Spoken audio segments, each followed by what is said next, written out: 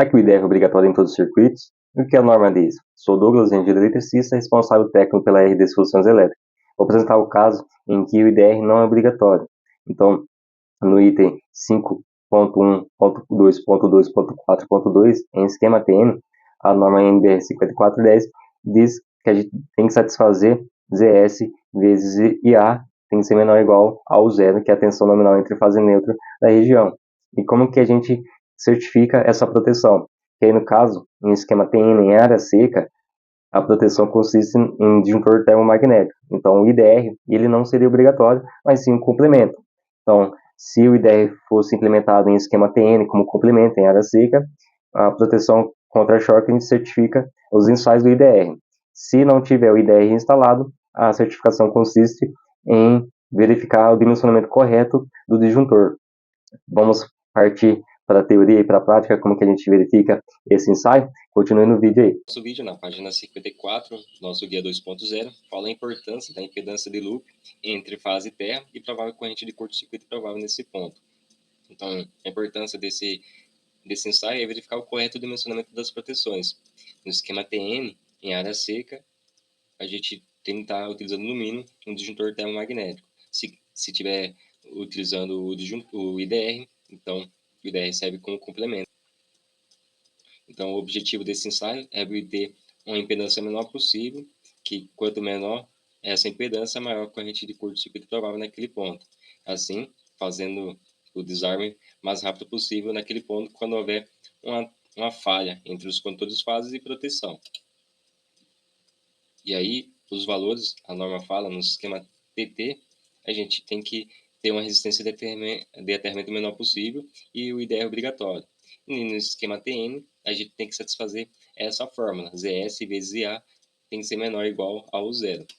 Ou seja, ZS é essa impedância do percurso de falta, IA é a atuação máxima do disjuntor, por exemplo, 16 A curva C é 160 A o máximo que tem que atuar. E o zero é a tensão nominal entre fase e neutra. Na tabela 25, ela vai me dar o tempo máximo em esquema TN. Então, em regiões que tem tensão nominal entre fase e neutra 127, 115, 120, ou 220, ou 254, ou 277, ou 400, na situação 1 e 2, a norma me dá os tempos máximos que deve atuar a proteção instalada, no caso do disjuntor.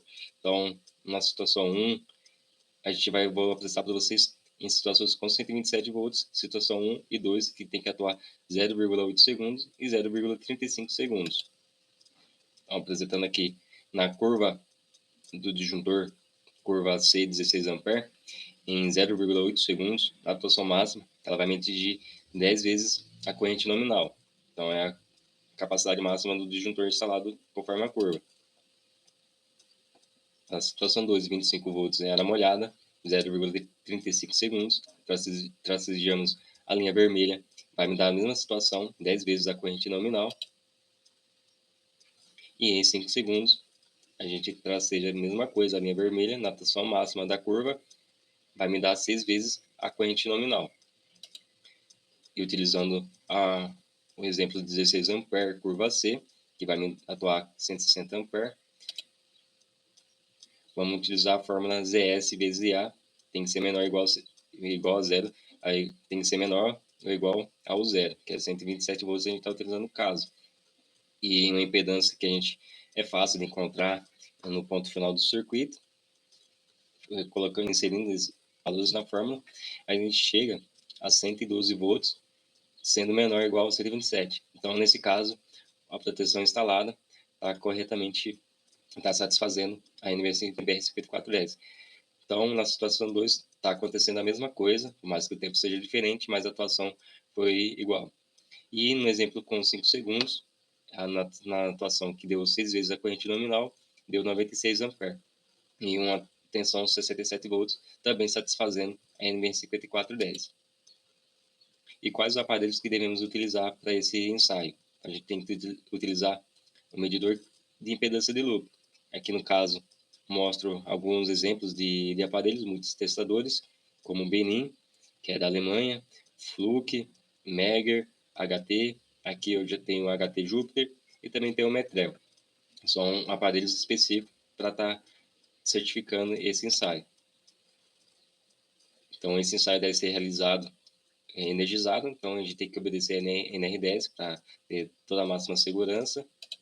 Apresento para vocês a configuração do equipamento e aqui no ícone do YouTube apresento para vocês o vídeo como configurar o aparelho que eu utilizo, o HT Jupyter, e também vídeo na prática como está realizando esse ensaio. Então, aqui no final mostro para vocês a gente executando no QDC, que vai ser uma referência. Ele não vai me dar a certificação total, mas só uma referência da impedância mínima e a corrente máxima que ele pode estar atuando. Então, a gente insere a ponta de prova preta no BEP e a outra na fase. Pressionando o botão teste do aparelho, ele vai me dar a impedância naquele ponto e a corrente de curto-circuito provável naquele ponto.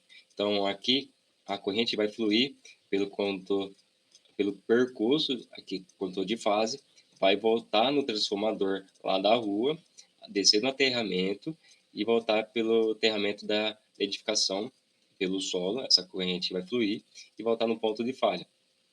Isso aqui no ponto inicial. Então, aqui no ponto final, ele vai me dar uma impedância e a corrente mínima está dimensionando corretamente a proteção. E então, aqui no caso, ele vai me dar uma impedância e a corrente de curto-circuito provável. E essa corrente vai fluir pelo controle de fase e vai até o transformador, passa pela resistência de aterramento do transformador, vem do aterramento da edificação, passa pelo QDC, até voltar no ponto de falha.